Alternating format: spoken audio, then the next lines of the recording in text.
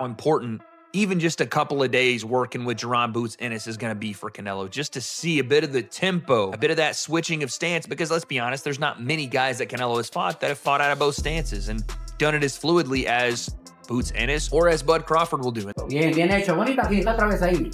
No se la cambia.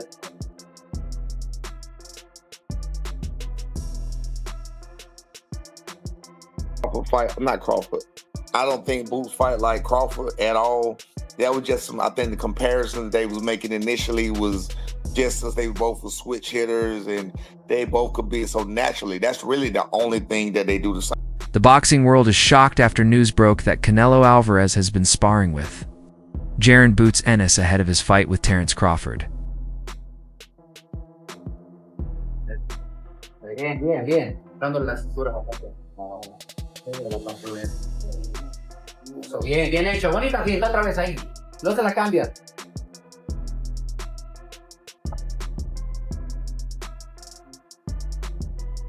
Ahí. Suavecito y remate. Otra vez. Y remate abajo.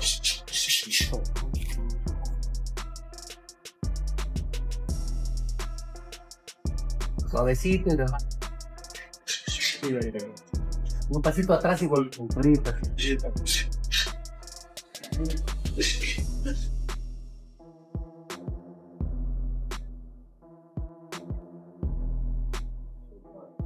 Calculado. ¿Cómo van aquí?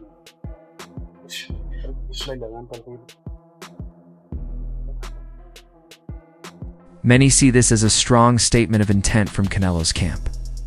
Former world champion Andre Durrell highlighted that this move proves Canelo wants to be at his absolute best for September, leaving no room for complacency. Ennis is known for his speed, explosiveness, and versatility, making him one of the closest possible replicas of Crawford. Bringing Boots into camp shows not only respect for Crawford's skill, but also how seriously Canelo is taking this challenge. Camp with Canelo. I do believe this is get back on Crawford for not taking the fight with Boots back in 2024 when Boots called him out. But Crawford was on the bigger and better things, baby. That bigger and better things being Canelo Alvarez, September 13th, 2025. Bigger legacy, bigger name, bigger payday, bigger status. So, too little, too late, Boots. But I am looking forward to how you advance in your career after this, because this camp is definitely going to level you up, man. You're going to get better because of it in every aspect. Toughness, skill set, smarts. You're going to get a lot from this camp, champ. And I'm looking forward to seeing what you do because of it. You're already a bad man, dog. I want to see where you take it from here. But Crawford, it's over. I believe he walking away in the sunset, especially if he walk away with the victory, which I'm hoping for. But you, champ, you got to settle for something else. Get Canelo that work, man. He gonna need it. He gonna need it. According to Roy Jones, Canelo got to be on his A game. You got to be on yours too, man. We looking forward to seeing what you do after this. It's raining on me right now, so I'm gonna cut this short, baby. But Boots, get somebody else, champ. Get somebody else.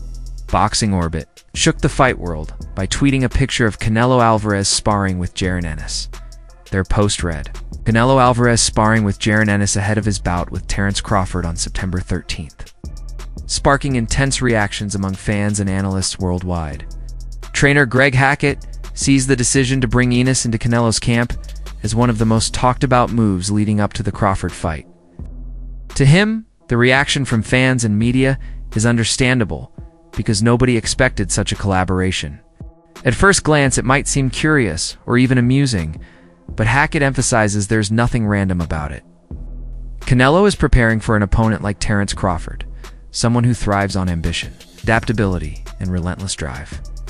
In that sense, sparring with Boots is a calculated attempt to simulate the energy and intensity Crawford brings to a fight. Hackett underlines that Ennis is not just another sparring partner. He is one of boxing's brightest young stars, known for his speed, explosiveness, and hunger to prove himself.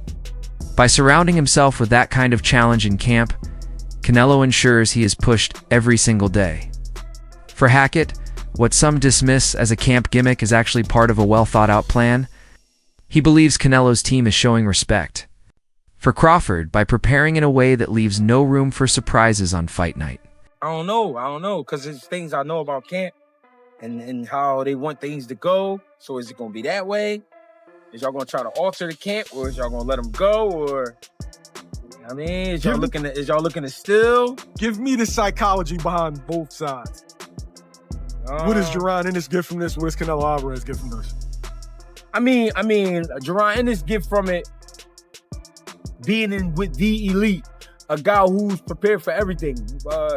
One thing you can't say about Canelo is that he hasn't seen something. Canelo's seen southpaws, he's seen tall guys, short guys, slick fighters, he's seen bulls, he's been up against everything. So you get a world of experience with a guy like Canelo. You get a guy who's in full confidence with a guy like Canelo. So with that type of boxing, I would see Canelo really not worried about so much of what Boots trying to do to him, but really just paying attention to him. But then it's the same, like, I don't know, I can see Boots kind of like, I think the mindset for Boots would be not only to prove I can hang, but to also be trying to see what would come with this shit. You know what I'm saying? I don't know, but I don't think I would do that. I don't know. It's just me. I just think, the only reason I say that, because I think Boots can get that fight. I think Boots can end up in a fight with Canelo. So, and I'm saying that because, you know, the reason I say I wouldn't do it is because I wouldn't spar you and then here go a year later they fighting. Nah, I mean, for as much as it does for Canelo, it does for Boots, though, right? If that were to be the case. Yeah, but there's so many ways it could go. And what I'm saying is, if I was to be where Boots is right now, if one thing we can all agree on, everybody hate Boots right now. They mad at Jose Benavidez Sr. dismisses the hype surrounding Canelo's sparring choices, saying that no matter what people say online, his camp refuses to get distracted. In his view, the only thing that matters is what happens when the bell rings on fight. Knight Benavidez Sr. emphasizes that boxing fans often read too much into sparring partnerships, forgetting that they are simply tools for preparation. Whether Canelo sparred with Boots or someone else, it does not change the fact that Crawford is a completely different animal. For Benavidez Sr., real results are not determined in sparring sessions, but under the lights in an actual fight. His comments serve as a reminder that while headlines may stir excitement, experienced camps remain grounded and focused on their own strategy. You know, whatever, we're not even like thinking about it anymore, and you were just like, you know, Canelo is slipping and stuff like that. Does it make you kind of rethink Canelo and that Crawford fight to be like, well, he's really taking it serious to bring in a guy like Jaron Ennis? Well, like I said, you know, I don't really focus on that. You know, we stay in our lane, you know, and try to get better ourselves. And whatever they do, whatever they decide to bring in or whatever, you know, I'm pretty sure they have a plan. But I don't really focus on what other people do. We focus on what we do in order to get better ourselves. Because we do have a lot of things that we need to fix and get better at. So my respects to whatever they do or whatever they're doing, you know, but at the end of the day, you know, I think it's a good thing, but we don't really focus on that, you know, what other people do. You know, like I said, we got to get better at. Brian Norman offers a critical perspective, arguing that while Boots is a sensational fighter, his style does not truly mirror Terence Crawford's. He points out that the only similarities may be in their physical build and the type of power shots they throw. Beyond that, Norman stresses their approach to boxing is very different. Crawford is a master at switching stances, setting traps, and executing strategies in real time, while Boots is more explosive and aggressive. Norman cautions that sparring with Ennis may give Canelo a tough challenge, but it will not fully replicate what it feels like to face Crawford in the ring. His comments add an important counterbalance, suggesting that while useful, this camp move has its limits. I mean, I think it's good work. Crawford, I don't think Crawford fight, not Crawford. I don't think Boots fight like Crawford at all. That was just I think the comparison that they was making initially was just as they both were switch hitters and they both could be so naturally. That's really the only thing that they do the same. They don't do anything else the same, literally. So I never understood the comparison in that myself. But I think it's still a good look because all work is good work and you want the best work. You feel what I'm saying? So if Jaron Ennis is supposed to be the best work, even though he was a 47-pounder and not going up to 54, which is the same thing that Crawford was. I don't know, man. I don't know. But I do think that Boots getting a lot of unnecessary backlash about doing it, though. I don't agree with the backlash he's getting about, you know what I'm saying, going to sparring, getting that paycheck, getting that experience. Because I think he needed it anyway. I always talk trash about him, always staying in Philly, hiding in Philly.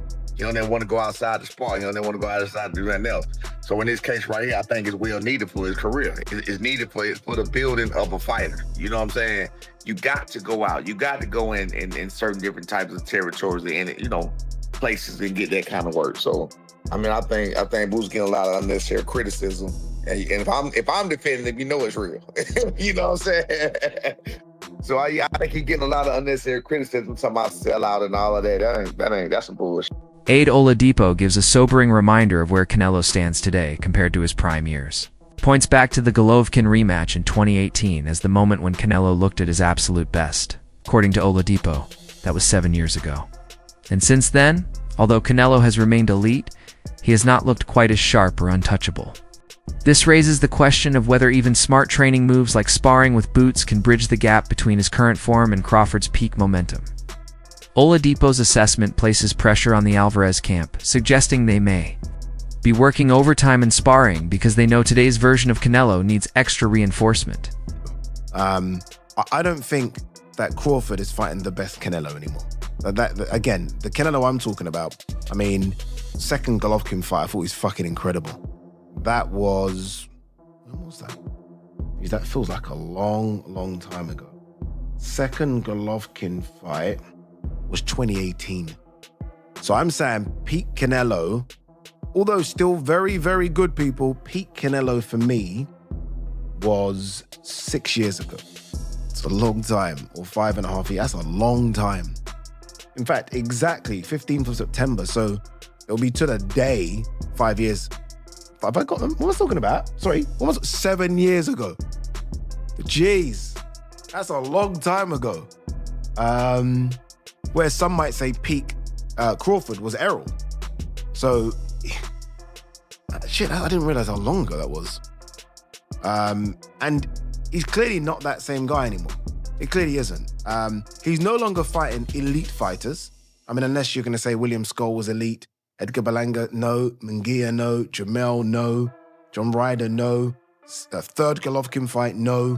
So he's no longer fighting the best, but he still is very good, and he's still a top 168-pounder. And I think this is why people are saying it is a 50-50 fight now, because we can see the deterioration in Canelo. Like, say what you want about William Skull. Canelo looked poor in that fight as well. Everyone's like, oh, William Skull ran. Well, Canelo didn't cut off the exits. Canelo wasn't great himself. Canelo's punch output was horrendous. So we can clearly see the deterioration. That said, he is the naturally bigger guy. I just mentioned the fact that Crawford's put on size, but the naturally bigger guy in this weight class is Canelo. That has to count for something. We know Canelo's been able to absorb punches from the naturally bigger guys. I mean, barely anyone's put a dent in this guy, right? That's how good his chin is. Maybe the best chin in boxing. It's frightening. But the legs have slowed down. The output has slowed down as well. And I always think about, with Canelo, desire and want and will. I always sort of... Analysts studying this development agree that Canelo gains valuable preparation by sparring with Jaron Ennis. They point out that Ennis provides speed, angles, and relentless pressure qualities few fighters can replicate in a gym setting. By facing those attributes daily in camp, Canelo ensures he is better conditioned to deal with Crawford's unpredictability. While some experts caution that Ennis and Crawford have different tactical habits, the sheer challenge of sparring with someone of Boots' caliber sharpens reflexes, timing, and mental toughness. Analysts stress that this kind of preparation is exactly what separates elite fighters from ordinary ones seeking out the hardest challenges before stepping into the real fight. that means that he did get work. That's what that means to me. That's what you need. I don't want Canelo in camp beating up nobody. I want people beating up on him. I want people putting in that work, giving him looks he ain't seen. That's what's going to make him ready for Crawford. I don't want to see smiling Canelo. I don't want to see Canelo happy. That means he did good the first time they sparred. No, I want him frustrated and angry. That's how it's supposed to be. Bring somebody in camp, they give you that work. Even Mayweather talked about how Earl Spence gave him that work when he was trying to get him ready for a fight. Because by the end of the camp, Canelo will be the one smiling.